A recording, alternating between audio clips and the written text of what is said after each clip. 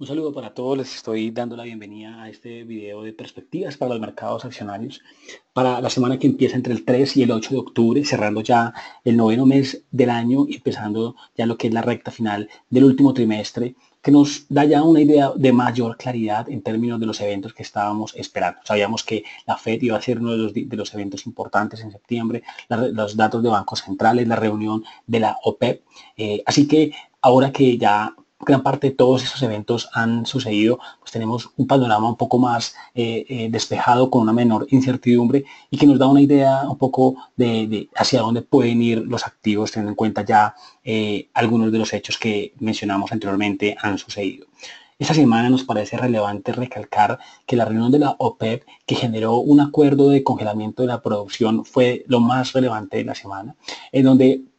un movimiento del petróleo que se acercó nuevamente a los niveles de 47 y 48 dólares por barril generó una expectativa de que en el próximo mes de noviembre, en la reunión oficial de la OPEP, se puedan generar los acuerdos finales en términos del congelamiento de la producción, a los cuales la expectativa de que países de la no OPEP como Rusia puedan también entonces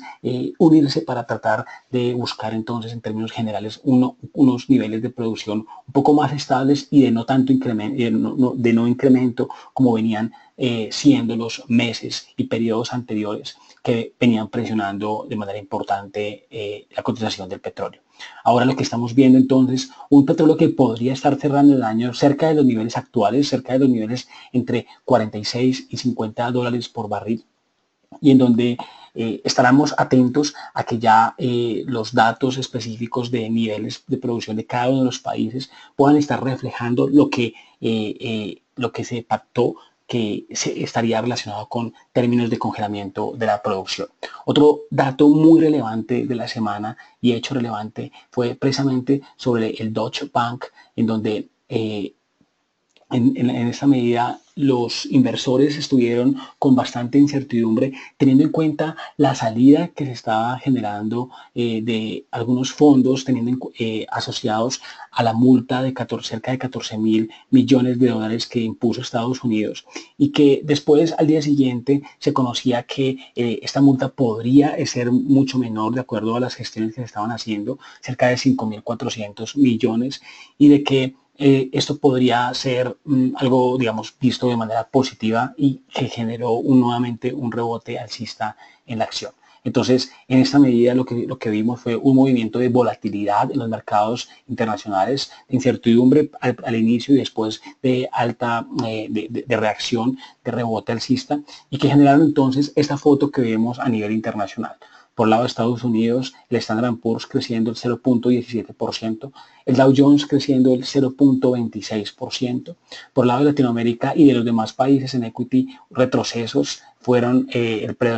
común denominador. Colcap retrocediendo el 0.94%, en Chile el índice retrocediendo el 1.92%. Por el lado de Brasil, un índice que retrocedió el 0.56%. En Europa, el DAX, el 1.09 el retroceso, el FTSE, el 0.15, el IBEX, el menos 0.50. Y por el lado de Asia también, el Shanghai retrocedió el 0.96 y el Nikkei retrocedió el menos 1.82. Ahora entonces estaremos muy atentos a lo que pueda ser el inicio de este nuevo mes y de esta nueva parte del año, en donde básicamente los hechos de las elecciones en Estados Unidos serán los hechos más importantes a tener en cuenta en las próximas semanas, así como los resultados corporativos que van a tener las empresas a nivel del tercer trimestre de 2016. A nivel de nuestro segundo tema en la renta variable en Estados Unidos, lo que estamos viendo entonces es la tercera semana de movimiento alcista en el Standard Poor's, en donde el nivel de 2.168 fue el cierre semanal, un movimiento alcista que nos permite pensar, como lo habíamos dicho en días anteriores, en una llegada nuevamente a los niveles entre los 2.180 y 2.190 puntos, que precisamente son las zonas en las que están acá marcadas estas velas semanales que encontraron resistencia, y bajo la volatilidad que se puede esperar en términos de las elecciones y los resultados corporativos del tercer y cuarto trimestre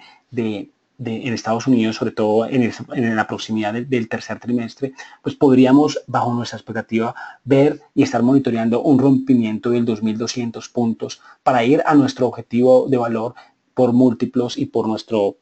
modelo de valoración que tenemos para el Standard & Poor's, que nos lleva a 2.248 puntos como la expectativa a nivel de precio.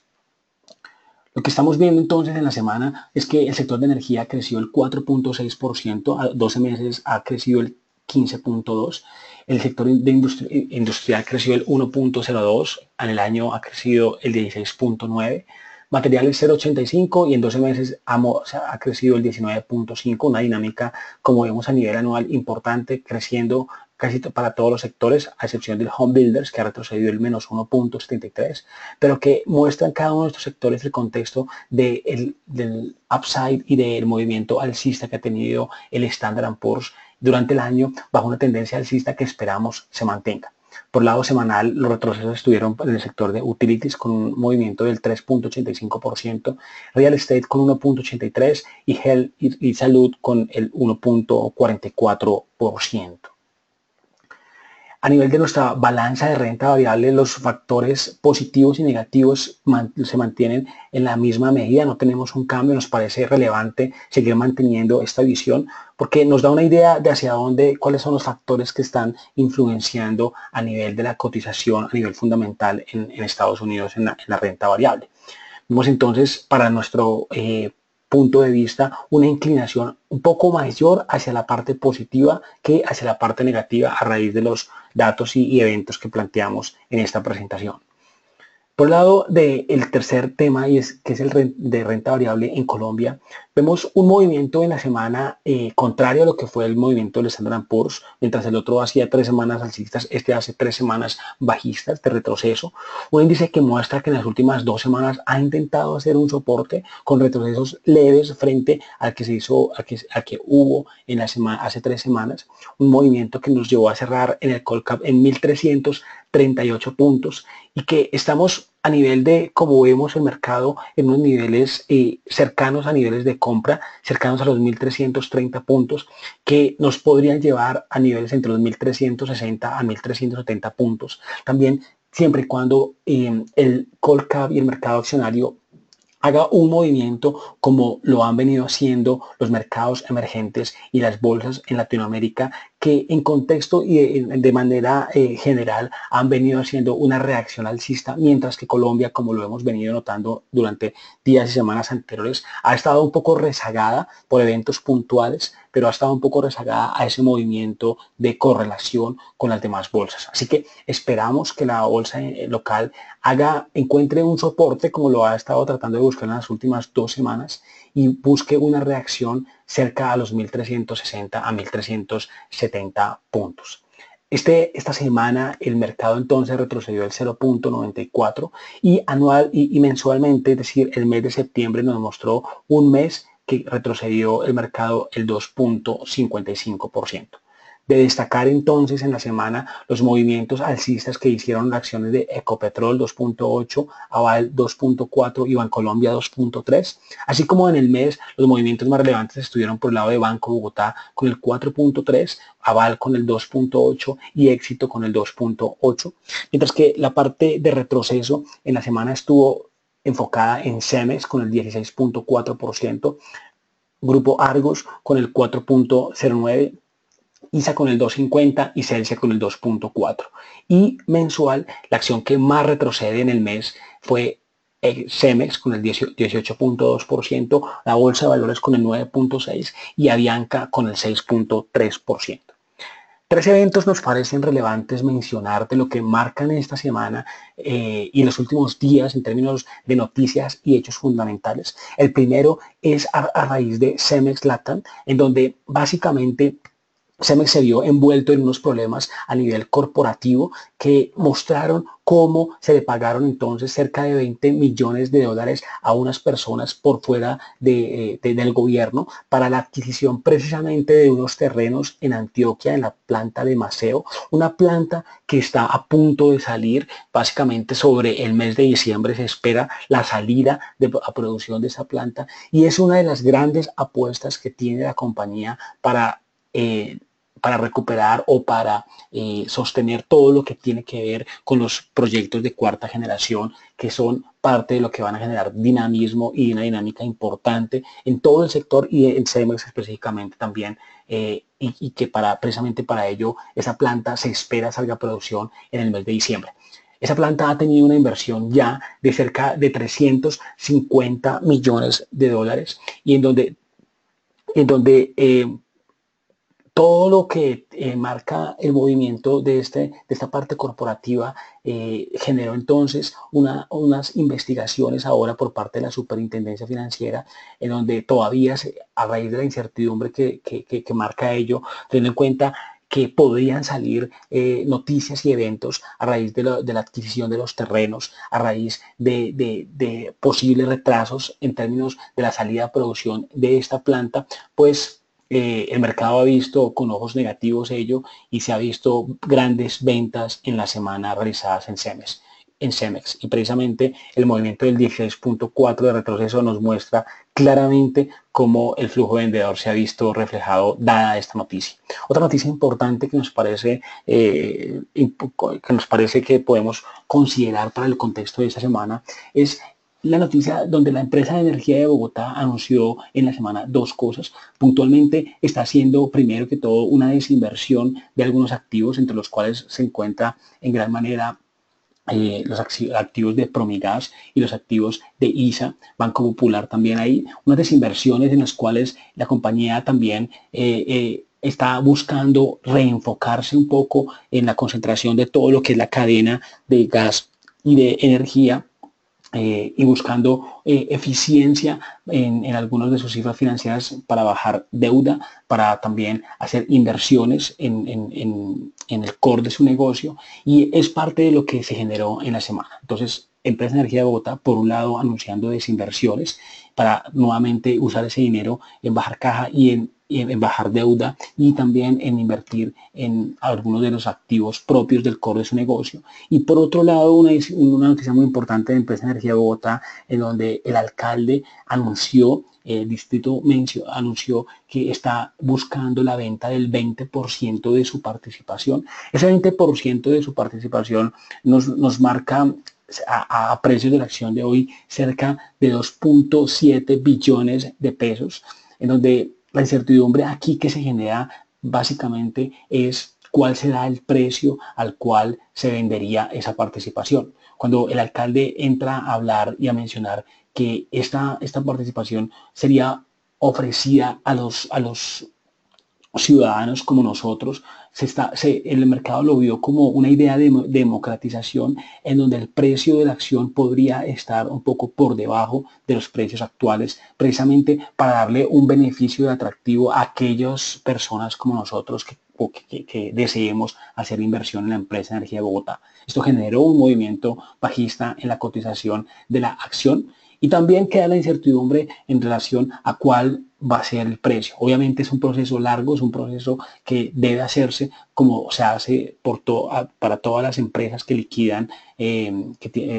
acciones, en donde el distrito o el gobierno tiene participación a través de dos fases, una al sector solidario y una al público en general. Así que es un proceso largo, pero que es algo que viene en camino para la empresa de energía de Bogotá. Y el tercer punto que nos parece importante mencionar es el plan 2020 que lanzó Ecopetrol sobre el cierre del fin de semana, en donde también hubo una reunión con los inversionistas y con los diferentes departamentos de investigaciones de parte del presidente y de su área de relación con el inversionista, y donde en general lo que se ve es que los precios a los que la compañía está buscando y está generando sus proyecciones están en $50 por barril, y que mientras esa producción esos precios se mantengan, la producción a la cual Ecopetrol podría aspirar para 2020 sería de 760.000 barriles diarios, una cifra que a nuestro concepto se nos hace baja, pero obviamente ajustada a la realidad de los precios de petróleo, sobre todo baja teniendo en cuenta las metas que anteriormente tenía la compañía, y que esas eran cifras que precisamente esos 760.000 barriles eran la meta del año anterior. Así que vemos unas cifras que a pesar de ser bajas, también le dan una idea a los inversionistas y al mercado de cuál va a ser los precios a los cuales uno podría estar viendo las cifras financieras teniendo en cuenta esos niveles de producción. Otra cosa importante, los anuncios de reactivar campos de producción, de invertir, de generar caja y que esa caja que se genere también permita pagar dividendos. Unos dividendos que se anunciaron serían del 40% de las utilidades. Esa estimación nos muestra a nosotros que los dividendos podrían estar cerca de 20 a 25 pesos por acción en el próximo año, lo cual al precio de la acción de hoy estarían cerca del 1.7, 1.8% de tasa de dividendos en yield anual. Eso nos da una idea de que toda la compañía está queriendo volver a reactivar su pago de dividendos y que a pesar de no ser un pago de dividendos alto como se veía antes, de todas formas es algo que la empresa por un lado va a beneficiar a los inversionistas, por otro lado requiere que la empresa siga generando caja, siga generando cifras operacionales para poder generar una dinámica positiva en términos de buscar crecimiento y buscar mantenerse en medio de la situación de incertidumbre y de la situación de presión que obviamente genera tener precios sobre $50 por barril. Bien, esta semana entonces es importante, tres días tendremos eventos. El día lunes, Bancolombia, tenemos pago de dividendos de Bancolombia para la acción ordinaria y preferencial. El día martes tenemos inicio de exdividendo para Éxito y el día miércoles tenemos también inicio o más bien pago de dividendos para lo que es Semargos. Entonces, esos 3 días tendremos eventos a nivel de pago de dividendos por un lado y fechas de dividendo también por otro lado. Y vamos con el último tema y es el tema de la semana y vamos a hablar de una manera breve y en modo resumen de lo que nos marcó el perfil corporativo Banco Bogotá y Corficolombiana a raíz de los resultados corporativos que se conocieron en esta semana. Empecemos por el Banco Bogotá y nuestra idea aquí es situarnos un poco sobre cuál es el perfil corporativo que tiene para nuestro criterio el Banco Bogotá como empresa. Vemos entonces por un lado una empresa cuyo mayor accionista es el Grupo Aval con cerca del 69%, donde sus calificaciones están por Moody's Baa2, Fitch BBB y Standard & Poor's BBB-, en donde el volumen de cartera, como vemos aquí en la parte izquierda, es un volumen de cartera que nos muestra un movimiento creciendo, de movimiento alcista. Vemos entonces lo que fue el 2015, unos movimientos de volúmenes de cartera creciendo y un 2016 que se ha estado estabilizando, pero que nos muestra niveles considerablemente altos. Por el lado de cómo están compuesta la cartera y el fondeo, lo que vemos es que Banco Bogotá, el 62% de su cartera está enfocada en el sector comercial, el 26% está en el sector de consumo, el 11% en el sector de vivienda. Así que una concentración mayor en la parte comercial, pero también importante y algo relevante en la parte de consumo. A nivel de fondeo, el 41% de su volumen de fondeo son depósitos a término, el 32% son cuentas de ahorro y el 25% son cuentas corrientes. De esta manera tiene un mix de distribución de fondeo relativamente equilibrado, relativamente equitativo, que le da también una idea un poco de un mix que se ve estable. A nivel de composición de deuda, vemos una composición donde el 96% de la deuda está atada a tasa fija y solo el 4% sería a tasa variable. Y el 96% también de la composición de la deuda es en dólares, mientras el 4% es en pesos. A nivel ya de cifras financieras, nos parece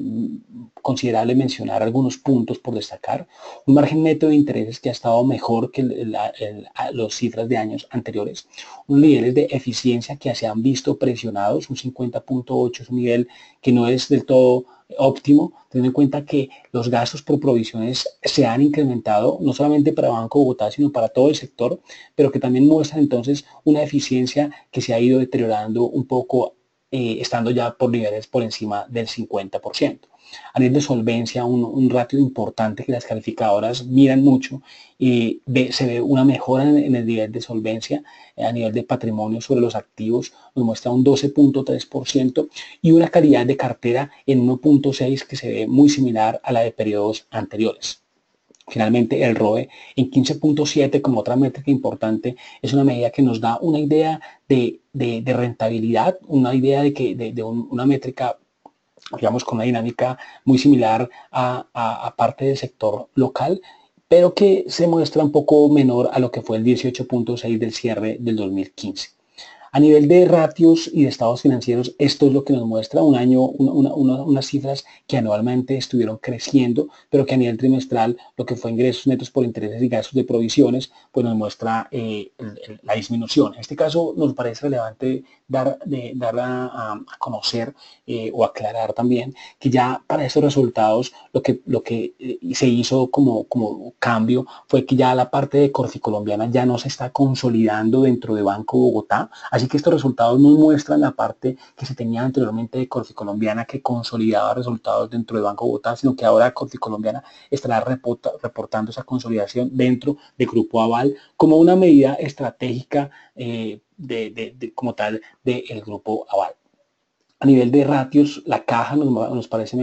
importante mencionar unos niveles de caja que han estado un poco menores a los que fueron el cierre del año anterior, un nivel de cartera que viene creciendo y un nivel de patrimonio que viene generando una dinámica positiva. Así que nos llevan a decir que los fundamentales de inversión para que vemos es un crecimiento en el margen de interés neto, lo vemos como positivo, la relevancia local en cuota de mercado del 15% en activos y regional que también tiene el Banco Bogotá, los menores costos de financiación, la dinámica positiva en crecimiento y calidad de cartera y el indicador de solvencia en 12.3 que lo vemos como positivo. A nivel de factores de riesgo, tener en cuenta lo que es la presión por devaluación, lo que es la eficiencia que se incrementó en este periodo, lo que es la calidad en activos que podría tener inestabilidad de acuerdo a la situación macroeconómica país, la concentración en el sector de consumo que tiene la compañía, la baja en calificación que tuvo hace unos meses por parte de Moody's, donde básicamente lo que se ve es un indicador de capital que se vio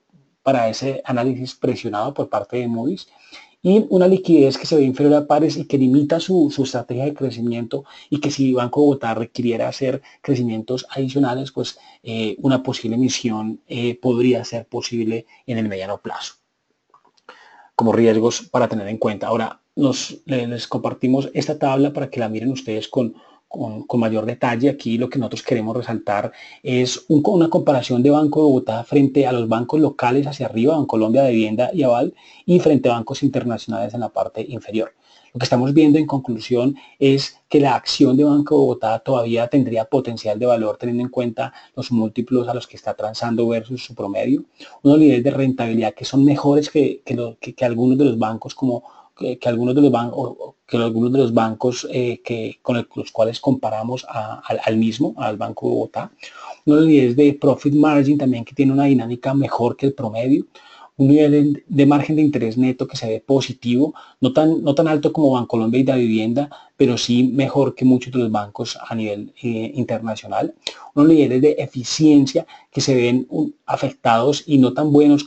tan positivos como lo mostraron en su último reporte los bancos locales, Bancolombia, Davivienda y Aval, unos niveles ya de medición de créditos sobre total de depósitos y provisiones y reservas que nos dan una idea más positiva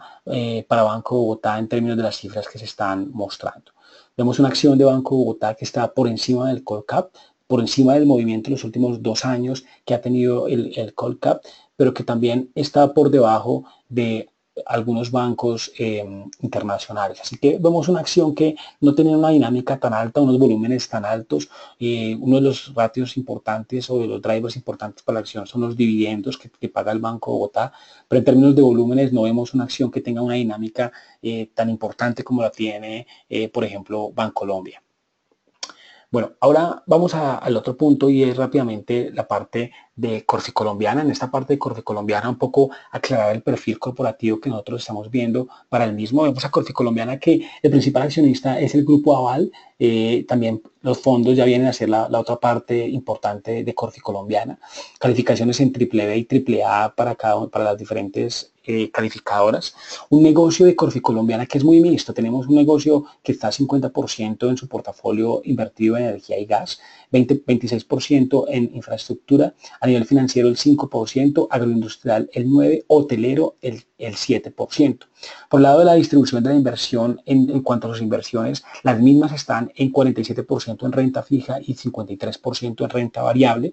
Por el lado de la distribución de sus ingresos, el 57% de los ingresos están en energía y gas, el 37% en infraestructura y como lo más importante. Así que el foco de Corficolombiana a nivel de ingresos está en el sector de energía y gas y en el sector de infraestructura. Por el lado de los gastos están concentrados en los gastos de intereses, un 60%, altos gastos de interés asociados a su deuda, provisiones del 4%, gastos administrativos del 35%.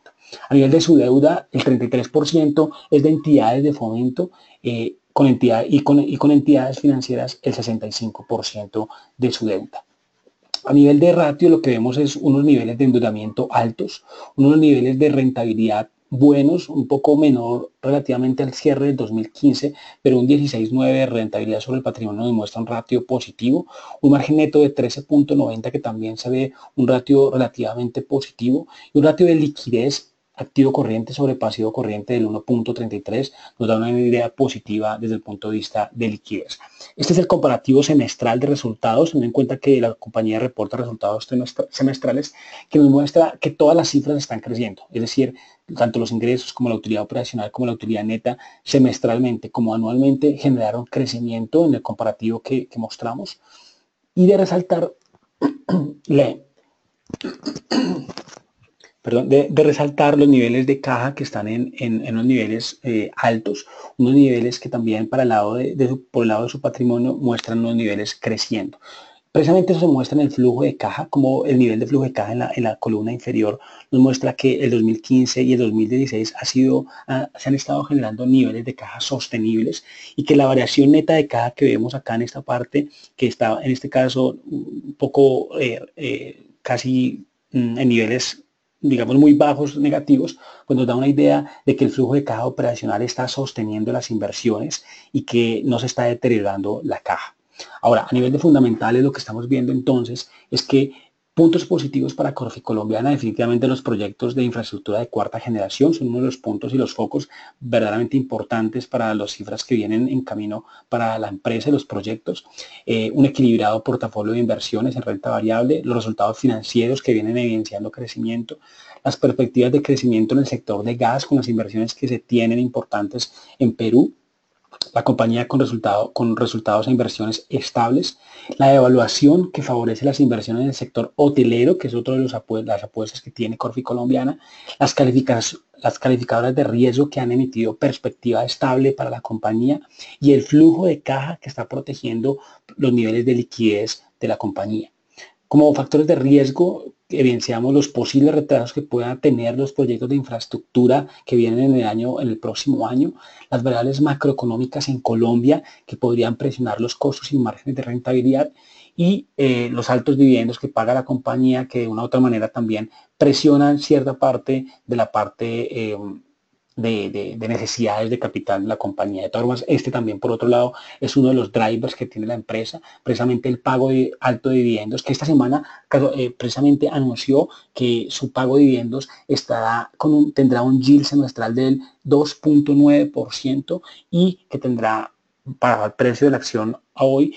un yield anual del 5,8%. Si bien este yield es un poco menor al que habían propuesto, es un yield que vemos alto, un 5,9% anual, es una de las empresas que más paga dividendos en el mercado local accionario y es una de las compañías claramente de refugio para varios de los inversionistas, teniendo en cuenta, por un lado, la solidez a nivel financiera y también esa perspectiva de pago de dividendos, que también hacen que la acción, como vemos aquí abajo, tenga un perfil que está mejor que el Colcap y que también está mejor que algunos de sus empresas comparables. Aquí algunas empresas comparables las listamos como holdings, que listamos aquí abajo.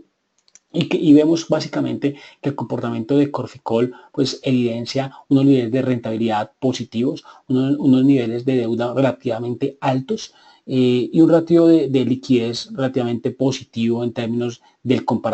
la comparación que hacemos con algunas de sus empresas comparables, que claramente tiene cierta dificultad teniendo en cuenta la diversidad de inversiones que tiene esta compañía en sector energía, gas,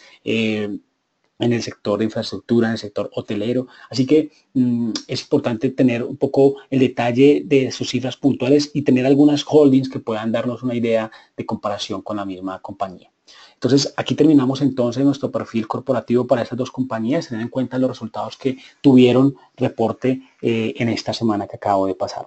Bueno, estamos terminando. Cualquier duda, cualquier inquietud, cualquier sugerencia, tienen ustedes aquí nuestros correos. Este es nuestro equipo de trabajo. Les invitamos para que se conecten con nosotros dentro de 8 días y les deseamos un feliz inicio de semana. Muchas gracias por conectarse.